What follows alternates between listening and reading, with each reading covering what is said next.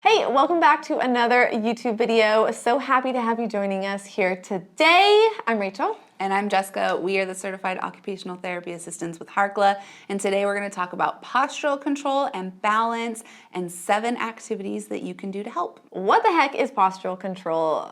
Maybe you've heard about it, maybe you haven't. It is a very important part of the OT world, or the occupational therapy world that we live in. It is something that we are constantly addressing, and really the basic definition is the act of achieving, restoring, or maintaining balance or an upright position when you are being challenged or when your balance is being challenged.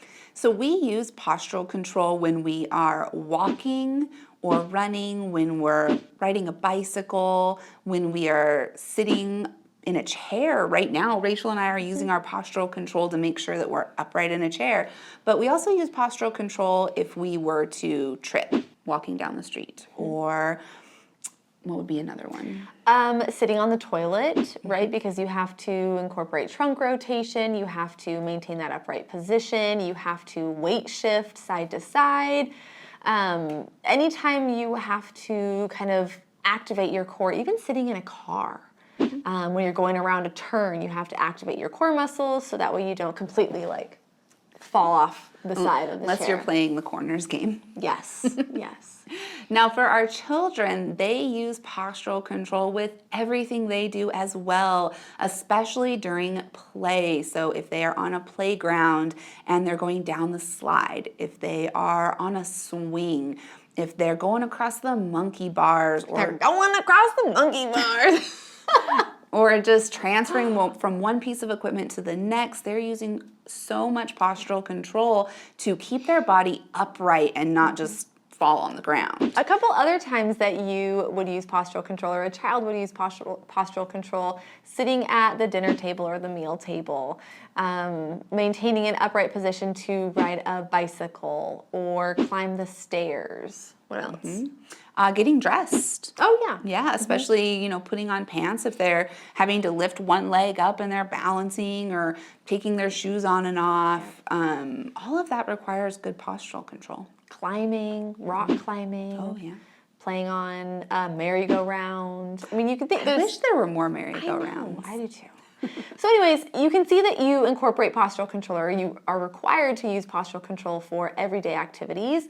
What happens if there is a dysfunction? What can this look like? A big one that comes to mind that is always a red flag for me is when a kiddo is going down a slide and they can't maintain an upright position. They fall backwards. Or same with when they're on a platform swing or an open swing. They have to lay down. They have to hold on really tight. They can't sit in like a nice long sit or a crisscross applesauce sit on the swing. They're really uncomfortable in that position.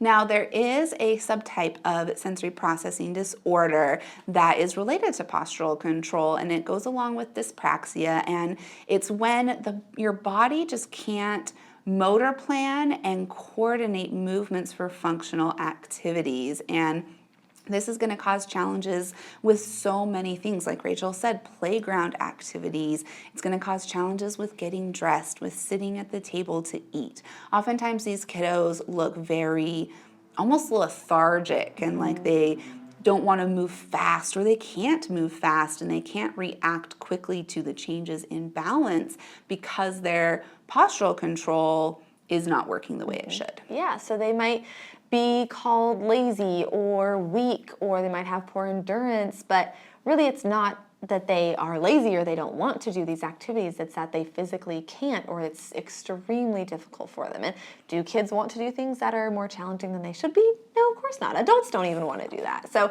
definitely something to look into and rule out, and definitely something to incorporate with these activities. I was going to mention too, a lot of times we'll see kiddos with vestibular challenges and anxiety. These kiddos often have poor postural control as well, and it's going to cause them to not want to move in different ways, or to swing and slide, climb. They don't want their feet to leave the ground because they don't have that postural stability to feel safe in their body. Yep. It's all connected, if you didn't know. Okay, now we're going to give you our 7 favorite activities that you can do at home, in the clinic, incorporate into movement breaks at school, that all help to build postural control. So like Jessica just mentioned, vestibular challenges and difficulty leaving the ground. So we want to incorporate visual vestibular activities. Some of our favorites we like to call robot zapping or trunk rotation with a visual component, maybe incorporating it on a balance beam or on a like unstable balance surface with like a Balance board. like a balance board. Balance Thank board. you. Wow, goodness. Things like over under, so you're lifting the ball or an item over your head and then grabbing it between your legs, so you're doing a partner pass activity. Anything to really challenge the vestibular system, the visual system simultaneously while working on balance. Now, if you're doing these activities and you find that your child is unable to maintain their balance, make sure you take out that balance board or balance beam so that they're just on a flat surface. You can also start doing this by sitting down and having them do the like trunk rotation activity sitting on the ground and then build up to standing. Go nice and slow. Make sure you incorporate some heavy work, proprioceptive input afterwards, because if they are struggling with vestibular processing, they might get easily overstimulated with these activities, and then that proprioception can help bring their nervous system back down. Yep. The second one that we're going to talk about is primitive reflex integration. And primitive reflexes play a huge role in muscle tone, vestibular, just overall sensory processing development, and can have a huge impact on postural control if reflexes get stuck in the body and are not integrated. If you want to learn more about primitive reflex integration, we have a lot of really great resources that you can check out. We'll link all of them down below in the description. We have blog posts, podcast episodes. We have a full-length digital course that you can take to learn about primitive reflexes. But just know that if your child is struggling with postural control, this could be a factor. The next activity to work on is using therapy balls for different functional activities. So ball walkouts are great, rolling out on your hands or having the child roll out on their hands, walk back up, strengthen their upper body that way, sitting on the therapy ball just during activities, during fine motor work, having the child sit on the therapy ball while you support them and move them side to side so they have to right themselves and maintain an upright position, going backwards over the ball, using it as a chair and doing the trunk rotation activities, kind of simulating trunk rotation for going to the bathroom, even balancing on one foot and like grabbing something off of alternating feet, lifting a foot up so you only have one foot on the floor. Yeah, lots of ways to really work that core strength using therapy balls. Yeah.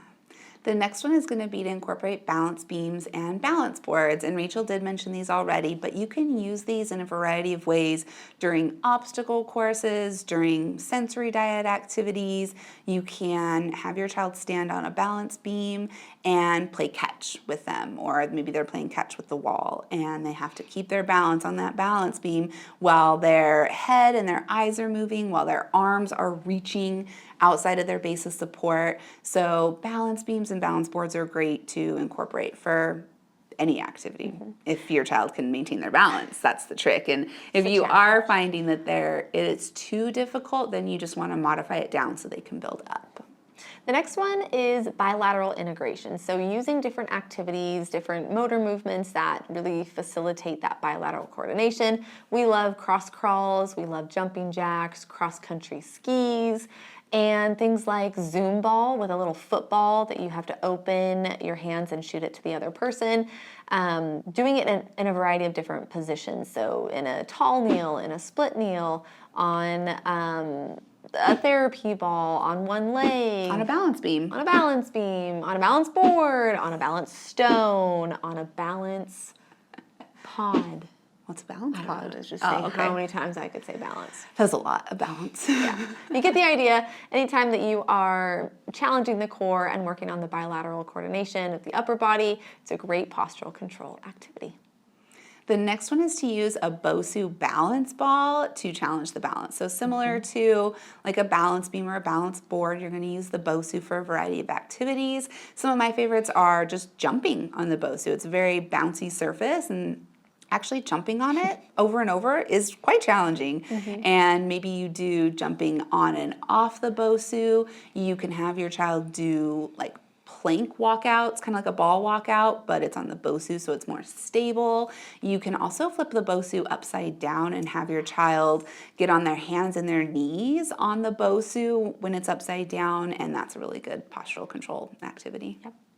The last one, and maybe one of our most favorite, is unsupported swings. So unenclosed swings. You definitely want Open the swings to be supported. Things like a platform swing or a swing that, like a disc swing. Or even just a regular playground swing. A playground swing is great. Yeah, swings are great, but incorporating more of like those functional activities where they have to maybe unclip something while they're swinging and throw it to a target, or catch a ball and throw it to a target while they're swinging. Anytime you have to work the upper body while you're maintaining that core strength is a great way to work on that postural control. I do want to say we have a lot of these types of activities in our skills courses, especially our gross motor skills course. We've got therapy ball activities, we've got Bosu ball activities. So if you're really looking for more of those, I would definitely check that out, and we will link it in the description below this video for you to access. And it's just like a treatment plan. It's just a gold activity box. Yeah, it's gold mine. Gold mine. A gold mine! Thank you. Ow! If you liked this video, make sure you let us know by liking the video, leaving us a comment with your favorite activity, share this video with some friends, make sure you subscribe to our YouTube channel so you can see all of our videos. If you don't already listen to our podcast, All Things Sensory by Harkla, definitely check that out. We're on all major podcast platforms. We've got over 200 podcast episodes that will make such a difference in your life.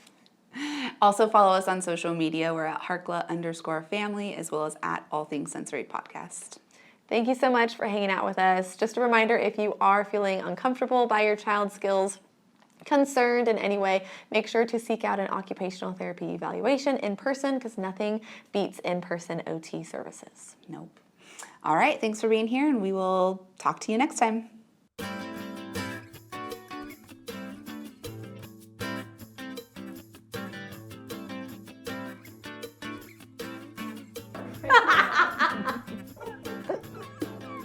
A slow motion zoom in on my wink.